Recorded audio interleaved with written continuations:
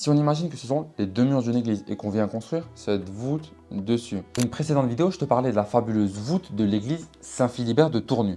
Ce que je t'expliquais, c'est que contrairement à une église plus classique, on ne retrouve pas là-bas une voûte longitudinale, mais plutôt une succession de petites voûtes transversales. Ce que je t'expliquais, c'est que l'avantage de cette organisation, c'est de pouvoir aménager les fenêtres à ces endroits-là, ce qui permet de rendre le bâtiment très lumineux. Ce que je ne te disais pas, c'est que cette structure, elle a également un deuxième avantage, qui est de pouvoir retirer les structures latérales qui permettent généralement de protéger le bâtiment. En fait, dans une voûte longitudinale, le poids de cette dernière, il va avoir tendance à pousser les murs vers l'extérieur. Mais ici, comme on a tourné les voûtes 90 degrés, on tourne également l'effort de 90 degrés. Ce qui fait qu'ici, le bâtiment ne va pas avoir tendance à s'écarter, mais à s'étirer. Et là, on pourrait se dire que les contreforts latéraux qu'on a enlevés, on doit juste les remettre à l'entrée et au bout de l'église. Simplement, ce n'est pas le cas parce que le bâtiment, il est naturellement protégé contre les efforts qui vont dans ce sens-là. À l'entrée du bâtiment, on a effectivement une très imposante tour-porche, massive et très lourde, qu'il est juste impossible de faire bouger. Au bout de l'église, on a une zone semi-circulaire qu'on appelle l'abside et qui, contrairement à un mur droit, est elle aussi